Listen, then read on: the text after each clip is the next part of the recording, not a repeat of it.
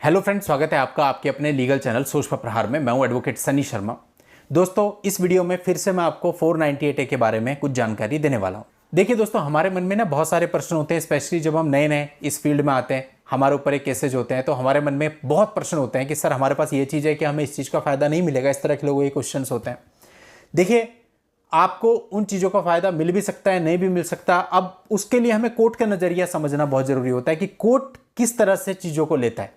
भाई, आपके point of view से आपके पास कोई चीज़ है तो बहुत बड़ी चीज़ हो गई, लेकिन हो सकता है कोर्ट के नज़रिए से ना हो। देखिए, हाई कोर्ट और ऑनरेबल सुप्रीम कोर्ट को अगर देखें तो उनके अलावा लोअर कोर्ट में जो काम होता है वहाँ प्रक्रिया थोड़ी सी अलग है, और कुछ क्षेत्र तो ऐसे हैं जहाँ प्रक्रिया बिल्कुल ही अलग है।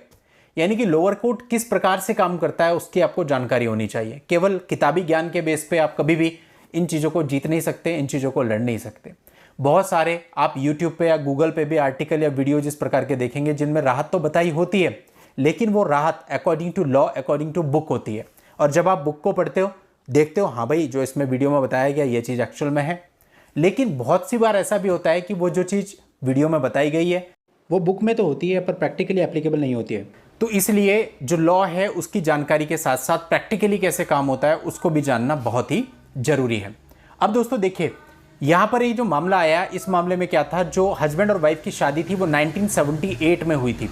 उसके बाद 2004 में जो पति था उसने दूसरी मैरिज कर ली, और उसका कहना यह था कि दूसरी मैरिज करने के लिए उसने अपनी पहली पत्नी से कंसेंट लिया था और उसने कंसेंट दिया था, उसके बाद ही उसने वो दूसरी मैरिज करी है। और जो उसकी वाइफ थी उसने क्या किया, 498 आईपीसी का केस उसके ऊपर दर्ज कर दिया। तो जो हस्बैंड था उसकी प्ले आप पटना हाई कोर्ट के समक्ष ये थी, मैंने जो सेकंड मैरिज करी है वो इसी की परमिशन से करी है, इसी की कंसेंट से करी है, तो मैंने कोई गुनाह नहीं किया है और 498 आईपीसी का केस जो है मेरे पे नहीं बनता है।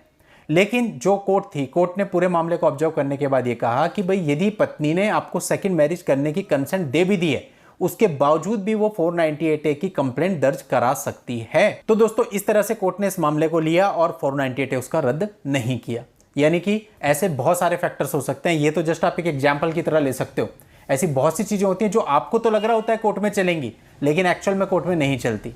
तो इसलिए दोस्तों, प्रैक्टिकल लेवल पे जानकारी होनी बहुत ही जरूरी है।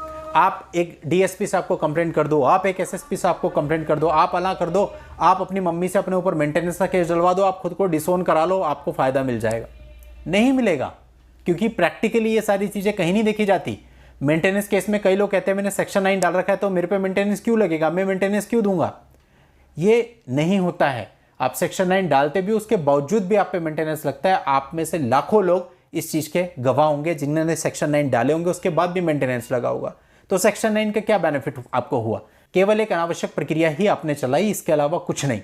तो इसलिए दोस्तों, आप अगर इन चीजों को समझ के चलेंगे कि क्या चीज हमें करनी चाहिए, क्या चीज हमें नहीं करनी चाहिए, तो आधा बर्डन तो आप अपना वैसे ही कम कर लेंगे। और जितना आप अपने आप को लाइट रखेंगे उतना ज्यादा अच्छा रहेगा। ओवरलोडेड हो जाएंगे, दिमाग काम नहीं करेगा, ओवर थिंकिंग करनी पड़ेगी, एक की जगह 10 प्रक्रियाएं चलाओगे तो कभी भी आपको सुकून और शांति नहीं मिल सकती। मिनिमम प्रक्रियाएं रहें, वो प्रक्रियाएं रहें जितनी आपके लिए जरूरी हैं, या फिर जो प्रक्रियाएं आप करो वो हो जिनसे आपको रिजल्ट की उम्मीद हो, जो कि रिजल्ट ओरिएंटेड हो, तभी आप उनको करो। अनावश्यक प्रक्रियाओं का हिस्सा बिल्कुल भी ना बने। आज की इस वीडियो में इतना ही। नेक्स्ट वीडियो में नई जानकारी के साथ मैं आपसे फिर मिलता हूं। तब तक के लिए goodbye and thank you for watching. Take care.